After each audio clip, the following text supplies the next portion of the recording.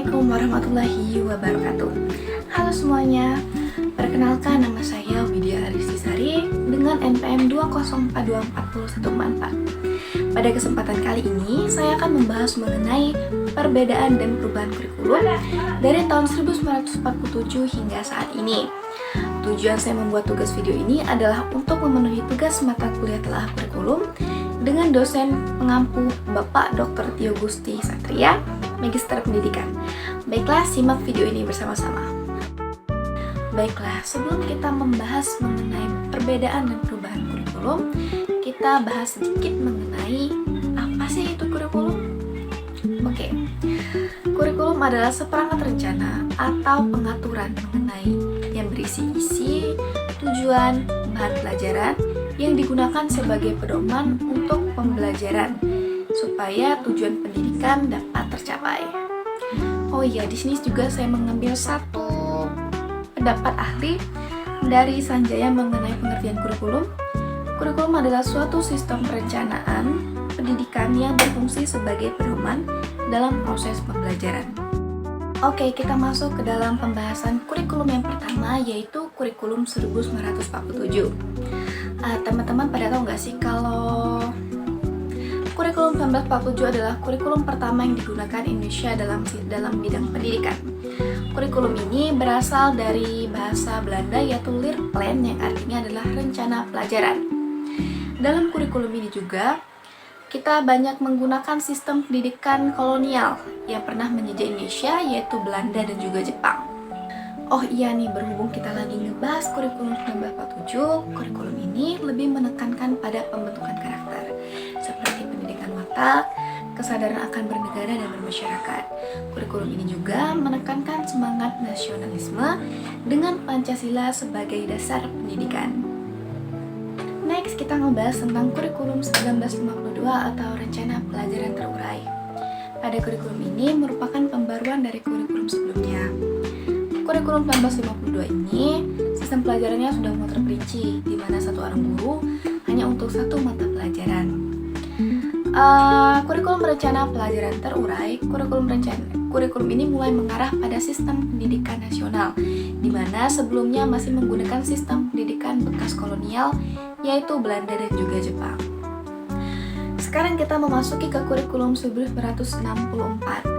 Kurikulum ini adalah penyempurnaan dari dua kurikulum sebelumnya.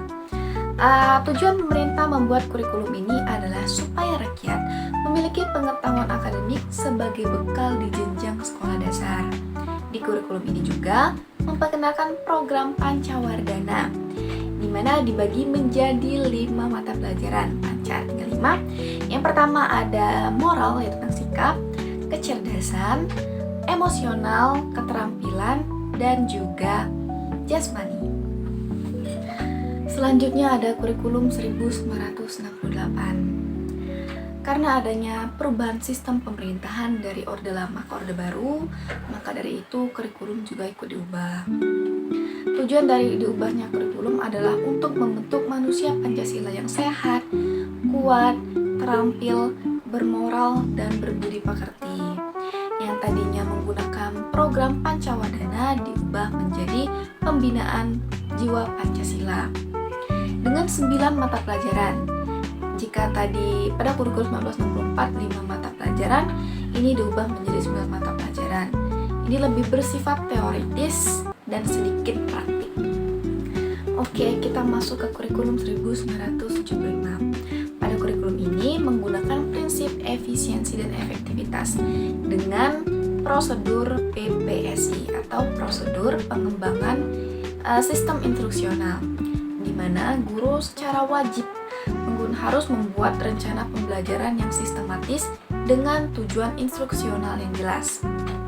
Walaupun dianggap berhasil dalam administrasinya, tapi kurikulum 1975 dikritik karena dianggap memberatkan guru dalam administrasi sekolah. Kemudian muncul kurikulum yang baru yaitu kurikulum 1984. Oke guys, sekarang kita masuk ke penjelasan kurikulum 1984. Dari banyaknya kurikulum yang telah kita bahas, baru kurikulum ini pembelajarannya itu berpusat pada siswa karena menggunakan pendekatan CBSA atau cara belajar siswa aktif. Pada kali ini, siswanya dituntut untuk aktif dalam bertanya, mengamati, diskusi, atau sekedar mencari informasi tambahan. Jadi, guru bukan menjadi salah satu sumber belajar. Siswa diperbolehkan untuk mencari sumber belajar lainnya. Walaupun CBSA dinilai berhasil, tetapi tidak semua sekolah berhasil dalam menggunakan model CBSA. Alih-alih membuat kelas menjadi aktif, malah membuat kelas menjadi gaduh dan tidak tentram.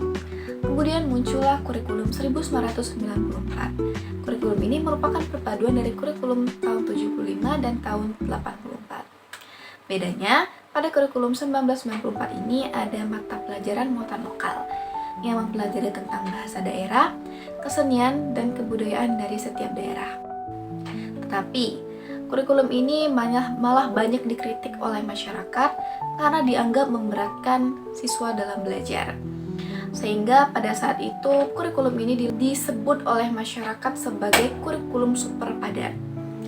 Pergantian Orde Baru ke Reformasi turut memunculkan kurikulum baru, yaitu kurikulum 2004 atau disebut dengan KBK, kurikulum berbasis kompetensi.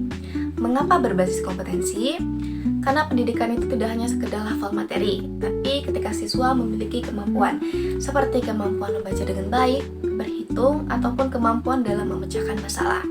Kurikulum ini juga penilaiannya berdasarkan pencapaian kompetensi, yang artinya untuk mengukur sejauh mana kompetensi yang telah ditentukan. Tesnya juga tidak hanya sebatas tertulis, tapi ada tugas, praktik, ataupun mengamati aktivitas belajar siswa. Next, kita akan membahas tentang kurikulum 2006 atau KTSP, kurikulum tingkat satuan pendidikan. Pada kurikulum ini, sekolah diberikan wewenang atau hak untuk membuat atau menyusun kurikulum, silabus, dan penilaian yang sesuai dengan daerahnya masing-masing. Mengapa sekolah diberi wewenang untuk membuat kurikulum? Ini dikarenakan karena kondisi setiap sekolah itu berbeda-beda. Contohnya, sekolah di desa dengan sekolah di kota berbeda, fasilitasnya itu berbeda. Ini disesuaikan dengan kondisi sekolah agar pembelajarannya lebih sesuai dengan kebutuhan siswa. Baiklah, sekarang kita akan membahas tentang kurikulum 2013. Kurikulum 2013 adalah hasil pengembangan dari kurikulum 2004. Tujuan utama dari kurikulum 2013 adalah untuk mengembangkan pendidikan yang mencakup 3 aspek. Yang pertama ada pengetahuan, keterampilan, dan juga sikap. Tema utama dari kurikulum 2013 adalah untuk menciptakan insan yang produktif, kreatif, inovatif, dan afektif melalui pengamatan sikap, pengetahuan, dan keterampilan yang terintegrasi. Pada kurikulum 2013, pembelajarannya menggunakan buku tematik. Untuk kelas rendah, 1, 2, dan 3 menggunakan hanya sampai dengan 8 tematik. Tapi untuk kelas tinggi, 4, 5, 6 tematiknya bisa mencapai 9. Kita akan ngebahas tentang kurikulum darurat yang digunakan di Indonesia pada tahun 2020 hingga 2021. Seperti yang kita ketahui, pada saat itu telah terjadi wabah penyakit yang menyerang Indonesia, yaitu COVID-19. Yang tidak memungkinkan kita untuk melaksanakan pembelajaran seperti biasa di sekolah. Maka dari itu muncullah kurikulum darurat yang mengatur. Yang pertama adalah penyederhanaan kompetensi dasar. Karena sebelumnya kita menggunakan kurikulum 2013 yang memiliki banyak kompetensi dasar, itu tidak memungkinkan untuk guru mengajarkannya waktu wabah melanda. Tujuannya adalah yang pertama agar guru tidak merasa terbebani dan siswa juga tidak stres. Yang selanjutnya adalah materi pelajarannya dikurangi. Selama kita daring tentunya terdapat kendala yang kita hadapi. Yang salah satunya adalah jaringan internet tidak stabil, waktu yang terbatas, ataupun orang tua yang tidak mendampingi anaknya saat belajar. Berikutnya adalah fokus pada kompetensi penting. Pada saat kondisi darurat tidak memungkinkan guru untuk mengajarkan secara detail. Yang terpenting adalah kemampuan literasi, yaitu kemampuan membaca. Numbering adalah kemampuan berhitung. Yang ketiga adalah karakter, disiplin, dan juga tanggung jawab pada anak. Yang selanjutnya adalah pembelajaran dilakukan secara daring atau kombinasi daring dan luring. Pada awal-awal COVID, semuanya sekolah melaksanakan daring. Tapi lama-lama kemudian, beberapa sekolah mulai melaksanakan pembelajaran secara luring, tapi secara bergantian ataupun dikombinasi. Nah, kita masuk ke kurikulum yang saat ini sedang kita gunakan, yaitu Kurikulum Merdeka.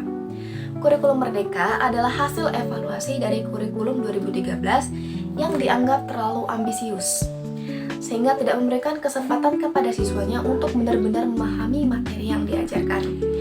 Pada kurikulum Merdeka juga, pembelajarannya itu lebih fleksibel, guru bebas memilih metode pelajaran yang mereka gunakan. Pada kurikulum ini juga terdapat proyek profil Pancasila. Mengapa perlu ada proyek ini? Karena pendidikan itu tidak melulu belajar mengenai pengetahuan, tapi karakter, seperti gotong royong, kreativitas, dan juga kemandirian. Baiklah, itulah materi yang dapat saya sampaikan. Saya menyadari bahwa masih banyak kekurangan dari penyampaian materi ataupun kata-kata yang saya ucap.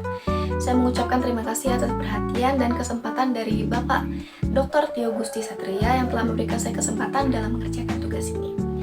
Saya akhiri, wassalamualaikum warahmatullahi wabarakatuh.